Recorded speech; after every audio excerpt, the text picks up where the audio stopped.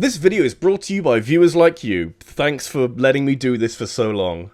How to feel about Sonic the Hedgehog. Honestly, I'm not too sure, because I feel like every nugget of positivity surrounding this franchise ends up being swamped by the cold harshness of reality and how Sega generally don't know what to do with them anymore. I say that, but Sonic Frontiers is starting to look promising after a streak of disappointments, so hopefully we can turn a corner and add to what you'll find is an impressive lineup of games. Sometimes. Yeah, there's undoubtedly been some very public misfires that we'll be talking about sooner rather than later, but if there's one thing I want everyone watching to take away from this video, it'll be that there are some damn good Sonic games out there that often get overshadowed by the all-consuming tendrils of Sonic's darker moments. Also, this video will be looking at just the mainline Sonic games, because covering every single Sonic game ever made started to look a more daunting and daunting prospect the deeper I went down the rabbit hole.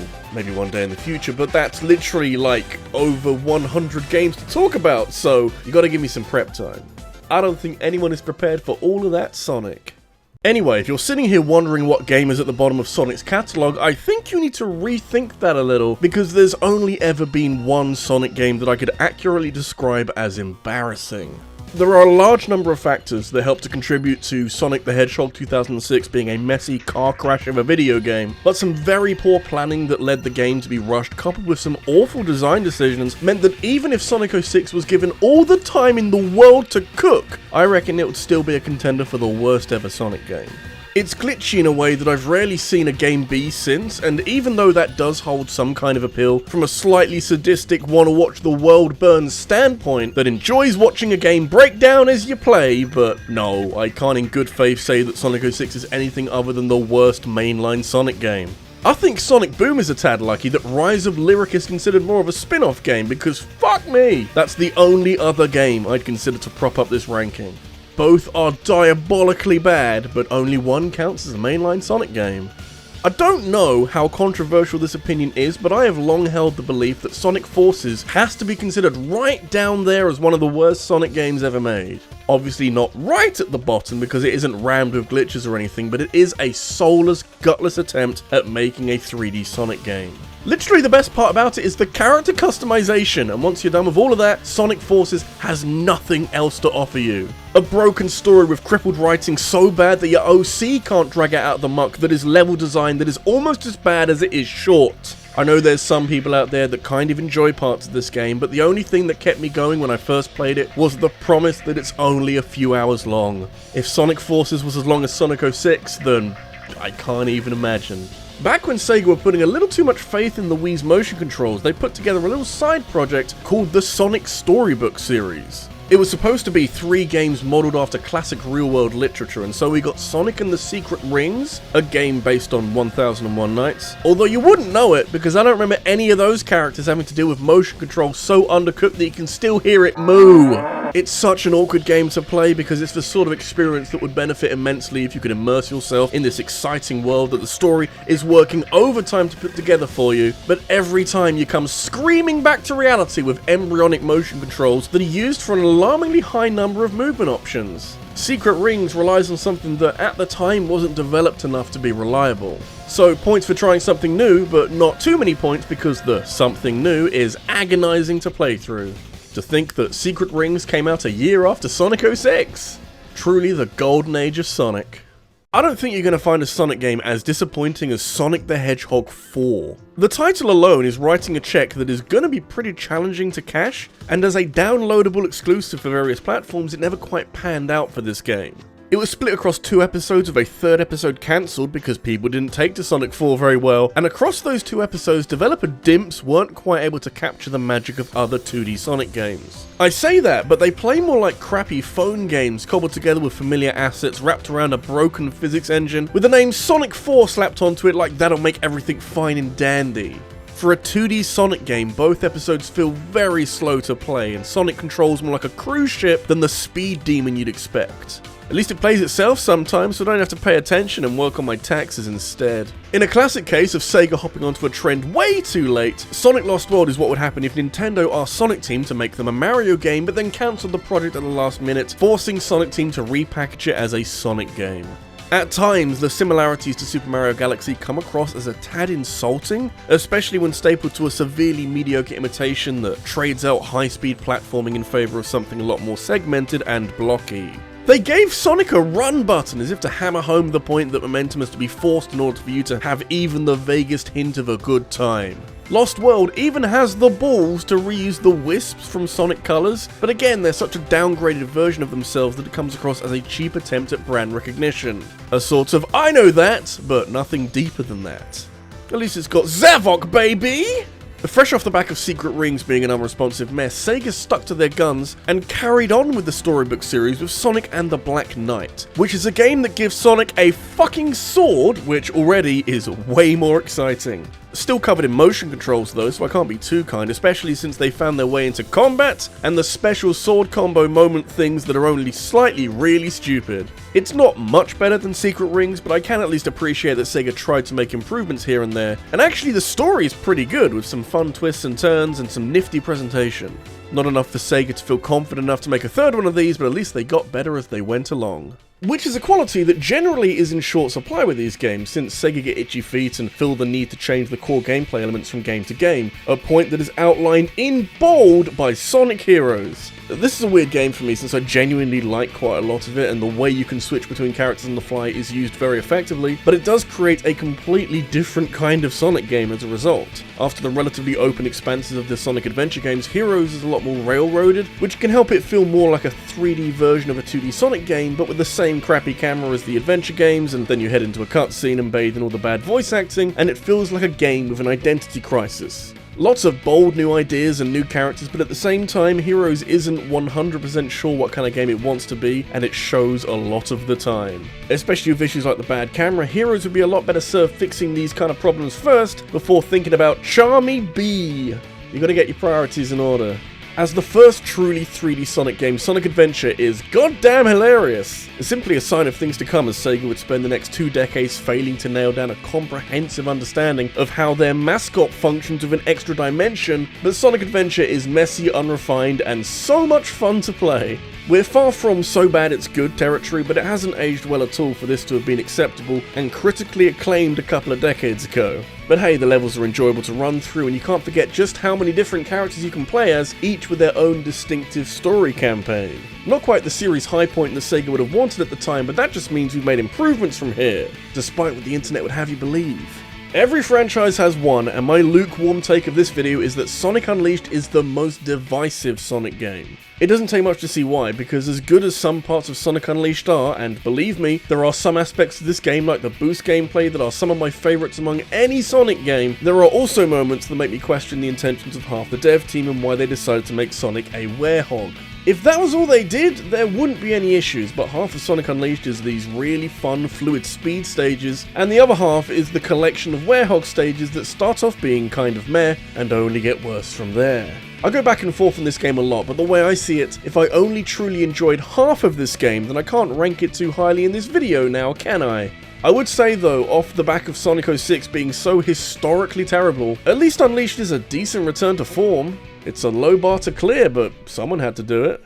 The first time I played Sonic CD, I adored every minute of it. Hard for me to say why, but it felt like a natural evolution of Sega Genesis era Sonic with a time travel mechanic that manages to fit pretty perfectly alongside the typically rapid nature of the gameplay. It added a ton of replayability to stages since you could go about them in so many different ways to access past and future versions of that very same stage, so you can have some kind of lasting impact that carries forward to the end of the zone. Plus it's the Sonic game that introduced mainstays like Metal Sonic and Amy Rose to the cast, and who can forget that bomb-ass intro video?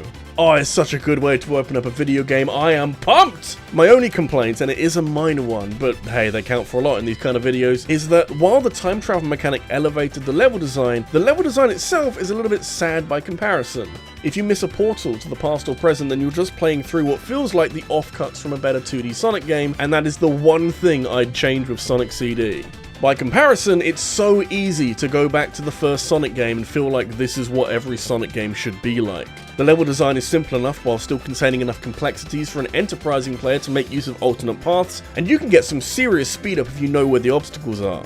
It certainly is a lot better than some of the other games I've talked about so far, and you put this alongside Sonic 4, and it's absolutely night and day. Cracks start to show when you break down what works and what doesn't with this game, and personally, I never liked the slower levels that traded all the momentum out for waiting and trying not to drown in the most lethargic water level I've ever seen! And yeah, it's a change of pace, but in a game like this, I feel like that's a bad thing. Still though, this is probably the first Sonic game so far where the vast majority of it is a good time. These days, it's hard to find a direct sequel to a 3D Sonic game, which again is a strong indication of Sega's reluctance to sit with an idea and make it better. But do you know what happened the last time they made a direct sequel to a 3D Sonic game? Well, it worked out pretty well for everybody, since Sonic Adventure 2 was able to take the many good ideas that the first game wasn't quite able to implement properly, while bringing in a whole raft of new things. You got the introduction of Shadow the Hedgehog to give Sonic a consistent rival that would follow him throughout a ton of games after this, and their rivalry in Adventure 2 is lots of fun, especially when Shadow says this line: "You're a beta male, Sonic." Plus, this time I can actually take these cutscenes a bit more seriously now that the voice acting is kind of okay, and the music isn't louder than the voices, so you've got a fun story to go with all the speeding around new stages. The hunting levels with Knuckles and Rouge are still about as fun as a trip to the dentist though, so if you can take those out of future games and just let Knuckles float around weightlessly instead, that'll be awesome! There was a time not too long ago when I would say that Sonic Colors is the best Sonic game, 2D or 3D. I'm big enough to say that I was wrong and that you can do better for Sonic games, but I will also say that Colors came out at the perfect time.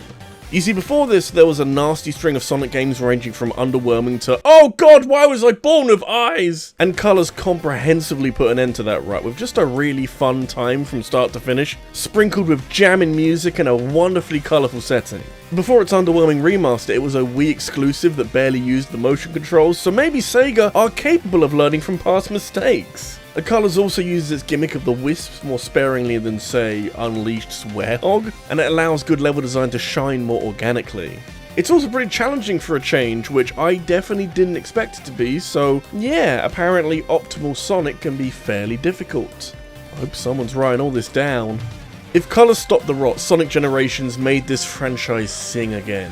Given the state of this franchise either side of Generations, I kind of can't believe this game exists, and came out during an anniversary under a decent amount of pressure and was able to knock it out of the park and onto the surface of the moon. Generations had to provide a satisfying experience for Sonic's 20th anniversary, it had to reimagine some of the best moments from the last 2 decades in one coherent video game, it had to find a way of combining classic and modern Sonic gameplay, and it had to keep up all the momentum gained from Sonic Colors being so good. The fact that it does all of this is a bit of a miracle, but it even manages to make Sonic 06 look bearable. Like, Crisis City is fun and enjoyable, and this shouldn't be possible. For comparison, the 25th anniversary was spent watching one of the cringiest live streams ever recorded, and the 15th was spent with, well, the year was 2006 if that helps at all. So yeah, kind of a crazy video game, to say the least. Sonic 2 is one hell of a sequel. Wow, it's almost like Sega unlock a special talent for improving video games when they can be bothered to sit down and let their dev team make a fucking sequel! But everything I said about Sonic 1 before has been amped up so many times with any rough edges smoothed out. One of the main issues I have with Sonic 1 is that some of the levels are designed antithetically to the core gameplay concept of Sonic being a speedy boy who wants to go places quickly. Sonic 2 kicks the level design into high gear with huge franchise highlights like Chemical Plant Zone and Casino Night Zone, and now Sonic has his signature spin dash so he can diddle on some of these new bosses with an extra flourish. It's everything you could ever want a sequel to be, and firmly established Sonic as a major force of nature in the 1990s, thanks in part to Sega's aggressive marketing campaigns. When was the last time they had so much confidence in one of their games? Oh my god, Sonic Mania can have my firstborn child. This game was such a shot in the arm for Sonic, and I know I said that the weird livestream was the 25th anniversary celebration, but just 1 year later, Sonic Mania demonstrated exactly how an anniversary should be celebrated. For everything that Sonic Generations did, Mania is a very similar kind of game, but obviously focused on the 2D side of things and also a little less self-referential. But what it lacks in self-awareness, it more than makes up for in high-quality Sonic gameplay. Like, very nearly the highest quality Sonic gameplay you can ask for, and I need to emphasize how well this game does for both new players, since they'll be experiencing a lot of this stuff for the first time, but also existing fans of classic Sonic, where a lot of this stuff is recycled, but more like remixed into new stages with a familiar feel but a new layout. It must be good because it's perfect for a sequel, and I don't see Sega doing anything about that. But of course, the true perfect candidate for a sequel is Sonic 2, because if lightning can strike once, and for it to go so well, then why wouldn't you give that another whirl? Sonic 3 was developed at the same time as Sonic & Knuckles and were originally planned as the same game before time constraints led to the split. However, Sega used their XXL sized brains to create lock-on technology, a nifty feature that allowed someone to insert the Sonic 3 cartridge inside the Sonic & Knuckles cartridge, and just like that, you've got the best ever Sonic game. It's 14 zones of buttery smooth gameplay through impeccable level design, with Michael Jackson's soundtrack blooping away in the background, and I don't think you could ever ask for more from a 2D Sonic game. The individual games on their own are really well made, but combining them into Sonic 3 and Knuckles is a transformative experience, and one that stands out as the greatest highlight in all of Sonic. To think this all took place on the same Sega Genesis as Sonic 1. It's not a bad sign of progress, really. And that's your lot. That's every mainline Sonic game from worst to best, and I'm pretty happy with where we ended up. Do you agree? Do you have a favourite or least favourite Sonic game that is radically different to mine? Let me know in a comment down below, and if you enjoyed this video, make sure to leave a like and subscribe for more in the future, and hit that bell for notifications of every new upload. If you need something else to watch right now, there's this video where I talked about what needs improving for Zelda Tears of the Kingdom, and I also want to thank my top supporters on Patreon, including Devon Hutt, AJ887, and Christopher Robinson. Thank you for watching, and I'll see you next time.